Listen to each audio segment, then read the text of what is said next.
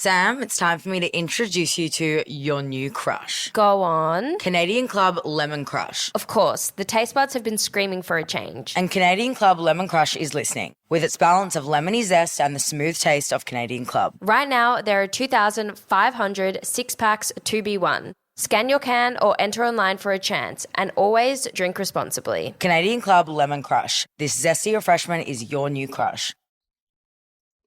Welcome back to Start Here, the very special mini-series within Sugar Mama's Fireplay where I answer your real-life questions with practical, empowering steps to help you get started on your own financial goals and dreams. Now, today's question comes from someone who sent me such a beautiful message, which I'm so honoured to share, so thank you. She wrote, "Hey Canna, loving your new Start Here series. I feel like my weekends are filled with so much more self-discipline and motivation after listening each Friday morning. Anyway, I have a question for you. Is income protection worth it? I just got some quotes online through a comparison website and I'm worried it'll put my budget under pressure, especially as I'm trying to pay off my mortgage. Do you think I should have income protection even if it impacts my budget and my financial mortgage-free goals?" All right, first of all, I want to say thank you for your kind words. It means the absolute world to me that these episodes, these Start Here, and of course all the other Sugar Mama's Fireplay episodes are helping boost your motivation and your discipline. And that is exactly what Start Here is really about. It's about breaking down what you need to do to get started and making sure all of those steps to help keep you moving in the right direction are really small, but they strengthen your financial confidence. And you can actually see the shifts, the changes, and the breakthroughs with your own financial well-being and financial success, because I want you to achieve all of those goals and dreams. Now, coming back to this question, this is a fantastic question because it touches on something that many people wrestle with, and that's like how to balance the cost of protecting yourself with progressing towards your goals, particularly those debt-free goals that require our budgets and cash flows attention at all times. So what we're going to do is unpack this properly to help you get started. And as always, please keep in mind that these episodes are always general in nature. They're for your educational purposes. And of course, please always go and get financial advice from a licensed financial planner when needed. Now, let's get cracking with this Start Here episode. Is income protection really worth it? Should you be getting it?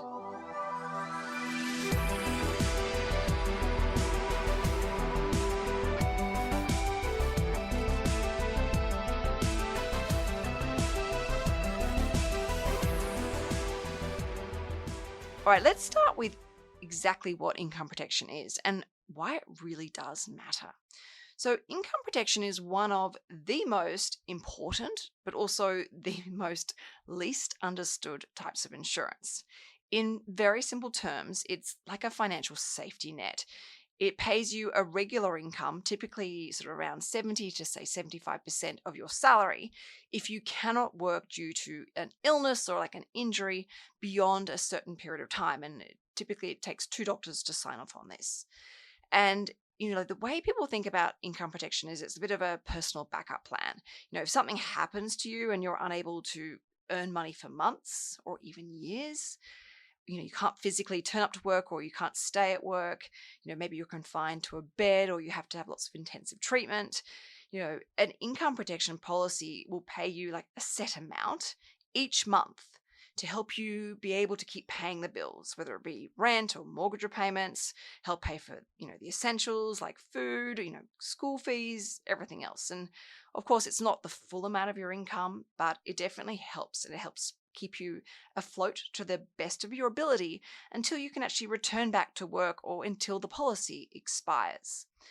Now, if you're wondering whether I have this income protection, you better believe I do. And so does Tom. I took out my income protection policy in my early 20s, and I still have that same policy today. And yes, Tom has income protection as well. We actually both have the full suite of personal insurances. And like us, people's biggest asset is their income, their ability to actually earn money, to make money. If we don't have that, we can't pay for anything. When our income pays for our mortgage. It pays for, our regular savings, even our investing. It pays for those holidays. It pays for the food. It pays for insurances. It pays for medical bills. Everyone's the same. Without our ability, unless you, of course, have a huge amount of passive income, but without our ability to actually earn, even the most carefully built financial plan can quickly unravel and undo all the hard work that you and I have built and potentially lead us to a future filled with debt or even, which is really scary, homelessness. And that's why income protection can be such a crucial part of not just, I guess, protecting your finances, but also your peace of mind, helping you get a good night's sleep knowing, what, if something happened to me, I got cancer or I had to take time out of work because I was in an accident, I still have a backup plan. So that's what income protection is and why it matters. Now, the other thing I really want to explain is no two income protection policies are the same, and there is no one size fits all product or even strategy when it comes to these types of financial products. As powerful as income protection can be, it's not a simple yes or no decision, nor are there, two policies identical. It has to fit into your life. It has to fit into your budget. It has to fit around your health and even maybe your family history, what you do for work and your overall goals.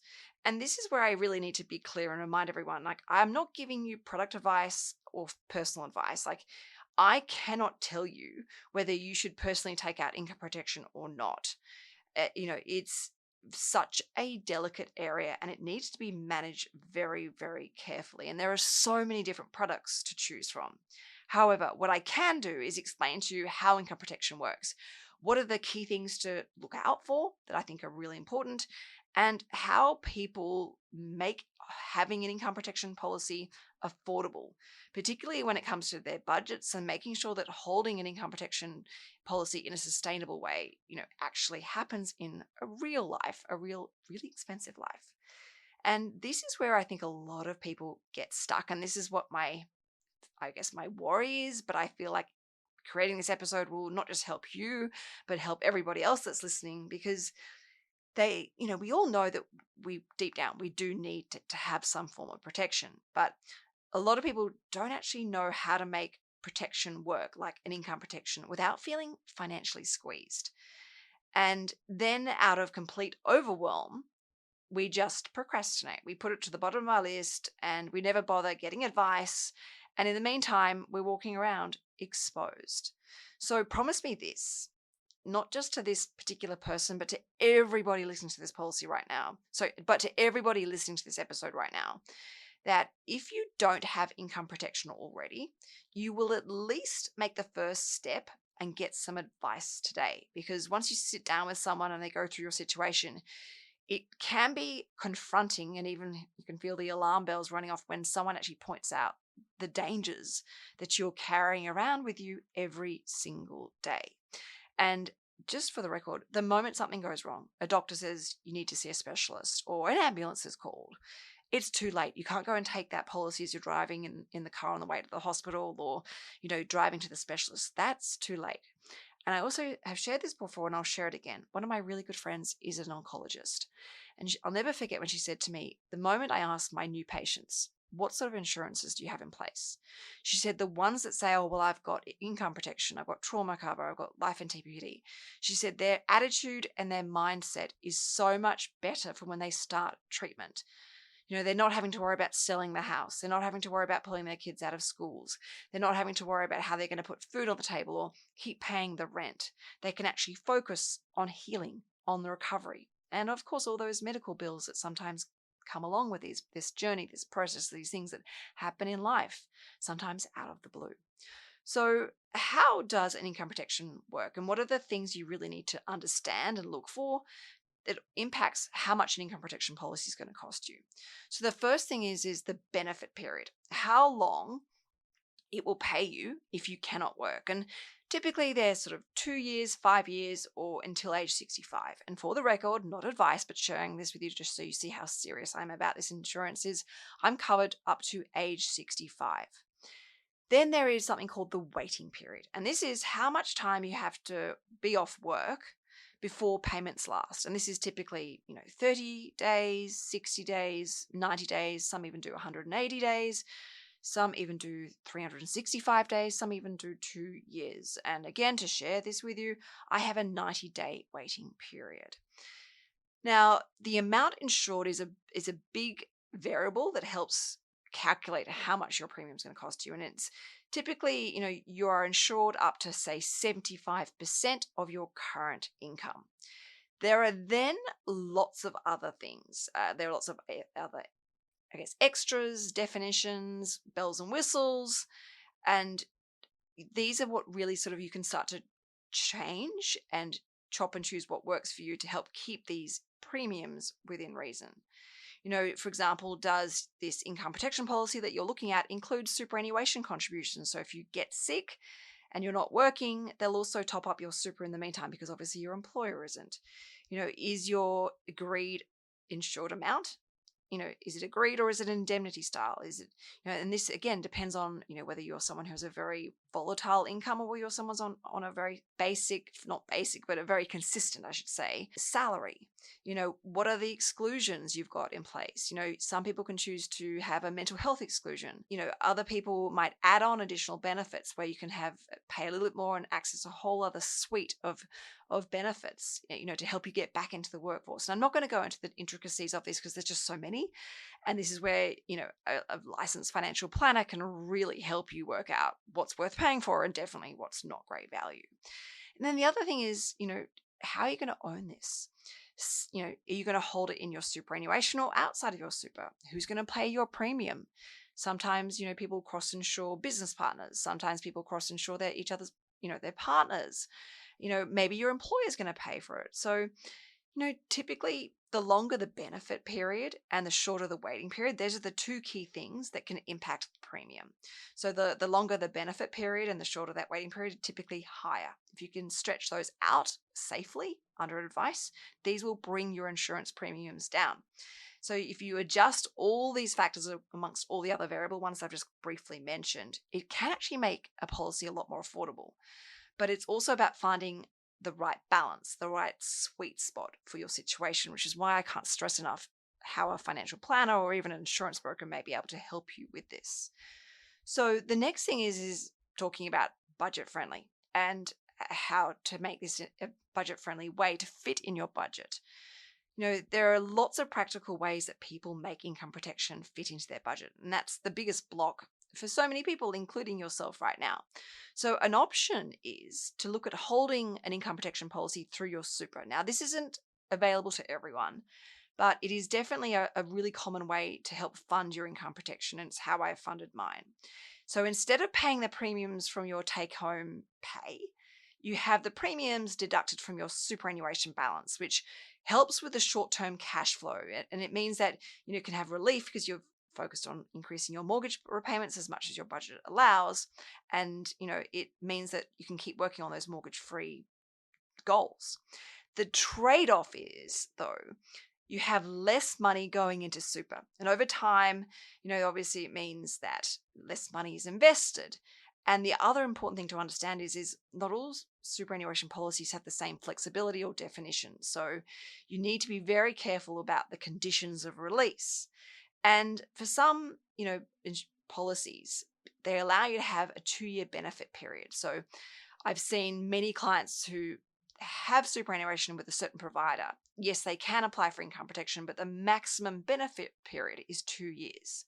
Now, in that case, what I used to do for these clients is look at a supplementary policy outside of super, where they would have a 2-year waiting period, which would then pay them to age 65, which made it very cost effective because if they had to go and claim, they would claim on the policy within super first, and if they were still not back in the workforce after 2 years, we could then lodge a claim with the second policy, which would then cover them all the way through to age 65.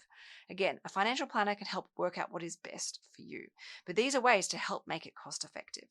Another great option, and I think a lot of people don't have these conversations, but they when you do, they benefit hundreds, sometimes thousands of other people.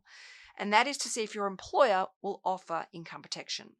So some workplaces, particularly, government or large organizations, will actually include income protection automatically as part of your contract, or will allow you to add it on as a benefit. So you might actually discover that you're actually already covered without even realizing it. And if it's not offered, it might be worth raising this, with your HR or your boss to look at having it as a bit of a staff benefit package, particularly in smaller businesses, or even for bigger, medium to larger businesses where they may be able to access economies of scale through group insurance policies, which also then makes the application process potentially a lot smoother for everybody else. But of course, just make sure you know what happens if you have income protection through your employer and you leave them, because sometimes these policies are not transferable, or if they are, the premiums do change and they can sometimes significantly increase. So you want to ask all the questions that you possibly can and get as much information as you possibly can before you make any major decisions. Callum, it's time to introduce you to your new crush. Go on. Canadian Club Lemon Crush. Of course, the taste buds have been screaming for a change. And Canadian Club Lemon Crush is listening, with its balance of lemony zest and the smooth taste of Canadian Club. Right now, there are 2,500 six-packs to be won. Scan your can or enter online for a chance. And always drink responsibly. Canadian Club Lemon Crush. This zesty refreshment is your new crush. Another great option, which I've touched on, but again, I want to repeat this because it is quite helpful, particularly people who already got income protection and are finding it expensive. It's putting stress on their budget and they don't want to cancel it, but they don't know what to do. And that is to look at potentially, again, under advice, extend your waiting period. If you can afford to live off savings, you've got, a lot of emergency money saved up, set aside, and you've got lots of sick leave accumulated and annual leave and even perhaps long service leave accumulated, you may be in a position where you can afford to increase the waiting period from, say, 30 days to, say, 90 days, or from 90 days to 180 days. This really can bring down your insurance premiums by as much as like 30% in some times. And of course, if you do choose to do this, make sure you've got emergency money and you've got the right amount of emergency money to bridge that gap. And of course, if you take up and use up all your long service leave or your annual leave or your sick leave, make sure you revisit your cover to make sure it's still appropriate, because just like when we work on our financial goals and our financial strategy, we also need to just review and work on maybe making any adjustments to our insurance policies. Another option to help keep the premiums within check and within your budget so you can continue on paying for it is adjust the cover amount. Now, this needs to be done very, very carefully and only after you've checked your budget and your living expenses, but you don't actually have to insure your full income. That is the 75%. You could, for example, cover 60% of your income. Just make sure whatever you decide to do and the amount that you're going to insure, the payment amount, that is the monthly payment from the insurance company, should you have to go on claim, will allow you to meet your essentials. Now, obviously, by having a lower level of cover, your insurance premium should come down. And this is something that I've actually done. I haven't insured my full income. I've insured a set amount per month. And I know that that set amount will still help make sure that we can cover the food, we can cover the gas bill, electricity bill, our insurance premiums. It can help us pay for all the essentials that we need every single day, as well as the mortgage repayment. So I haven't insured my full amount. And again, the reason why I did that was to help keep my monthly premiums at a manageable level so that I could afford to keep on holding the policy. And the one thing to really keep in mind is, in talking about adjusting the cover, as your risks come down, your financial responsibilities, such as, paying off your mortgage, you may also be in a position where you can, obviously under advice, review the level of cover and look to maybe scale down the level of cover, because your overall financial risks have perhaps reduced. But also at the same time, you also mind that you may upgrade your home and take on a bigger mortgage, so you may actually need it more than ever before. But this is what you need to be doing, is reviewing it on a regular basis, asking the questions, and even calling up your insurance company if you have an income protection policy and ask them what you could potentially chop and change, take away, or even add to help give you, I guess, a more robust sense of cover, but also help help keep those premiums within check. Now, I also want to make this important note for everybody that's listening right now. The earlier you take insurance out, typically, the cheaper it will be over the long run, and the better the level of cover when it comes to health changes. I've shared this before and I'm open and happy to share it again. When I took my income protection policy out, I was in my early 20s. Now, when I had Rocco, I had really bad postnatal depression and post-traumatic stress syndrome, and went through a really bad phase. Now, luckily, because I took that cover out before I experienced those health conditions, if I was to reapply today for income protection, I would either be declined or I would have an exclusion around mental health. Now, when I look at my insurance premium and what I pay each month compared to what what I would be applying if I was starting from scratch, taking out a brand new income protection policy, what I'm paying today is cheaper than what I'd be paying as a new person. And I'd have to go through a lot more extensive medical tests. Now, that's not to deter you at all, but it's to encourage people, if you have income protection, really get advice as to whether you want to take the risk in changing it. And if you're young and fit and healthy, seriously consider if income protection is right for you, particularly while you're healthy, you're strong, and there's no funny doctor's appointments or funny tests that have come back. Trust me on this, no one ever regrets having these policies, particularly when it comes to potentially having to put a claim through. Now, as we get towards the end of this episode, I want you to understand the risks. These are all smart saving strategies. The things I've just shared with you help keep those premiums down so they can fit within your budget. But it's also vital to understand the trade-offs that come with making these adjustments, or perhaps maybe not having as a comprehensive level of cover through having a reduced amount of exposure. So holding your policy inside of super can actually come with some certain issues, because certain insurance companies and superannuation companies have different definitions. They may not actually allow a condition of release. They may have partial disability benefits, or they may not have those longer benefit periods. So bear that in mind. Also, extending your waiting period, as I've explained, yes, it saves you money, but if you don't have a strong emergency fund, you may end up relying on credit cards or loans or borrowing from family and friends to help cover that waiting gap. So you actually end up going backwards financially because you couldn't actually take that risk of extending the waiting period.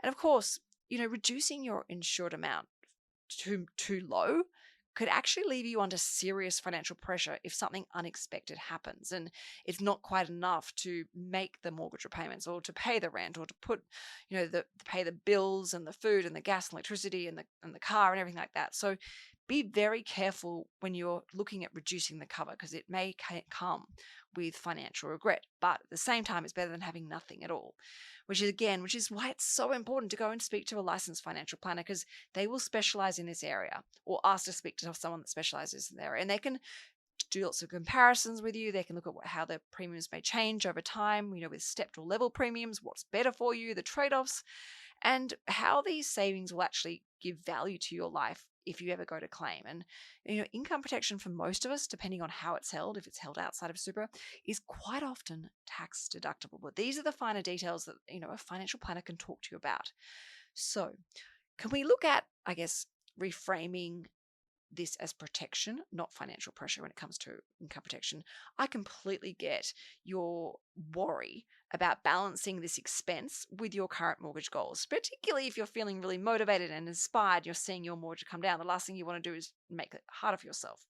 But I also want to offer you a way of looking at this differently, like, I guess, flipping the switch. Having income protection means that if you ever need time off work because of an illness or an injury, you still have an income coming in, enough to service that mortgage, enough to cover your essentials, and to help protect the progress that you've made so far. Imagine for a second losing your ability to work for, say, 6 months or even a year without having an income protection policy or some form of insurance. All that progress, the repayments, the extra repayments, the sacrifices, that could all unravel really quickly. In fact, it could be quite scary how quickly. But insurance, you're helping protect not just your income, everything that your income actually supports: your home, your investments, your superannuation, your stability, your sense of security. So yes, it may feel like a financial step back having to add this expense into your budget in the short term, but it's actually one of the most, I think, responsible and empowering steps that you could take to protect the foundation of everything that you've worked so hard to build. So, looking at a realistic plan to help you move forward and get started. And this is a simple plan for everyone to consider and look at following in a similar situation, whether you've got insurance or not. Number one, get quotes, not just online. Like, comparison websites are great. I love them. I use them all the time, and they're great for a quick overview, but they don't necessarily show you the full market. So reach out to your current superannuation provider, speak to your employer, if you have a financial planner, speak to them, so that you can start comparing products. It's not just comparing apples with apples. There's so much more variables in the way. There's so many different layers to this. It's not just price, it's definitions, it's exclusions, and it's the long-term value, particularly when you look at stepped versus level premiums. Next is to review your emergency expenses. If you extend your waiting period, make sure that you can comfortably afford to fund that time if you had to claim. And this is where an offset account or a redraw facility can really help you stay aligned with those mortgage-free goals, because obviously what you have in your emergency money is offsetting the interest that you're paying on your mortgage, so you can keep maintaining it. And then, of course, ask the right questions. There are no stupid questions when it comes to insurance companies, and you can never over-disclose when it comes to that application process. What's covered? How long is the benefit period? Are you protected for both illness and injury? You never want just an accidental policy. What about loadings? What about exclusions? What about, genetic testing and family history? What are the medical tests required? Do you have to get a blood test? Do you have to see a specialist? Do you have to get medical reports? I mean, obviously a financial planner will help you with this, but these are the questions you want to know, because it's not a matter of filling out a form and being automatically covered necessarily. You want to look at quality. I know it's tempting to go with the cheapest income protection, but that's not necessarily the right one for you.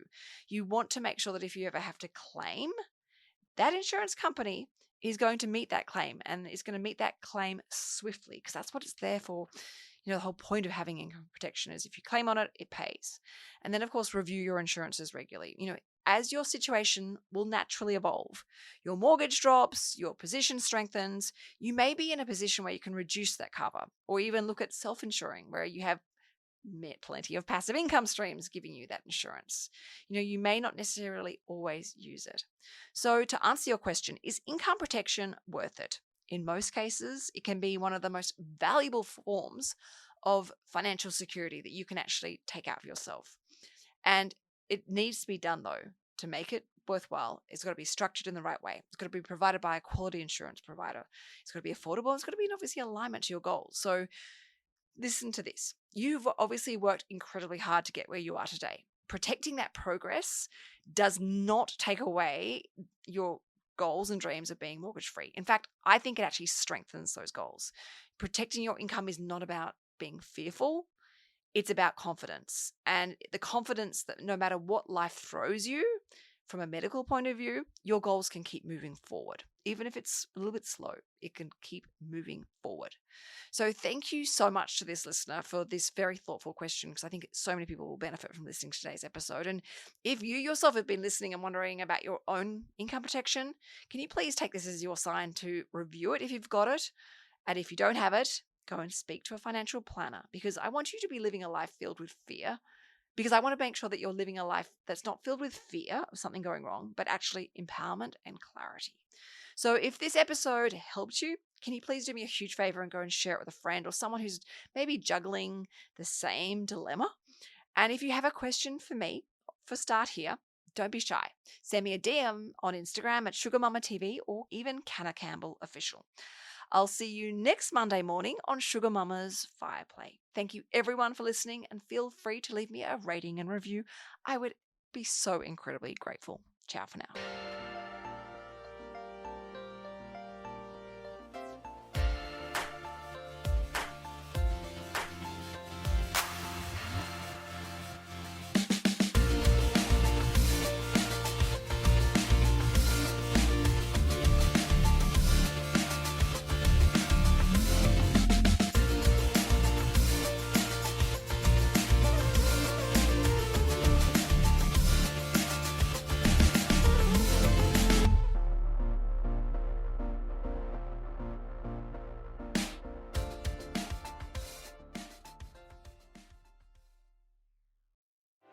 Callum, it's time to introduce you to your new crush. Go on. Canadian Club Lemon Crush. Of course, the taste buds have been screaming for a change. And Canadian Club Lemon Crush is listening, with its balance of lemony zest and the smooth taste of Canadian Club. Right now, there are 2,500 six-packs to be won. Scan your can or enter online for a chance. And always drink responsibly. Canadian Club Lemon Crush. This zesty refreshment is your new crush.